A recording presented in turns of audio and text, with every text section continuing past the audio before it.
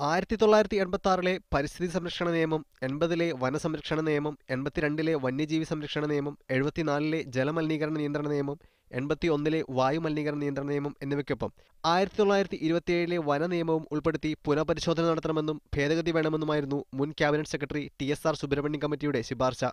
എന്നാൽ നിയമങ്ങൾ പരിഷ്കരിക്കുന്നതിന് സമിതി 3 മാസമാണ് ചെലവഴിച്ചതെന്നും ഇക്കാലയളവിൽ സുപ്രധാനമായ 6 നിയമങ്ങൾ പഠിക്കാൻ കഴിയില്ലെന്നും പാർലമെന്ററി സ്റ്റാൻഡിംഗ് കമ്മിറ്റി നിരീക്ഷിച്ചു. നിലവിലെ പരിസ്ഥിതി നിയമങ്ങളിൽ തിടുക്കപ്പെട്ട് ഭേദഗതി വരുത്തിയാൽ അത് നിയമത്തെ ദുർബലപ്പെടുത്തുന്നതും അർത്ഥശൂന്യവുമാകും. ഇത്തരം നിയമങ്ങളിൽ ഭേദഗതി വരുത്തുമ്പോൾ എല്ലാ വിഭാഗം ജനങ്ങളുടെയും അഭിപ്രായം സ്വരൂപിക്കണം.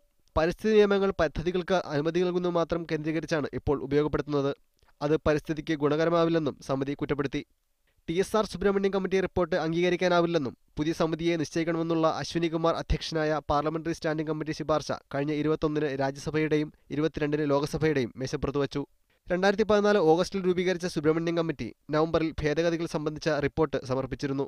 പാർലമെന്ററി സ്റ്റാൻഡിംഗ് കമ്മിറ്റി ജനുവരി മുതലാണ് റിപ്പോർട്ടിനെക്കുറിച്ച് തെളിവെടുപ്പ് നടത്തിയത്. ലിജോ വർഗീസ്, മീഡിയ 1.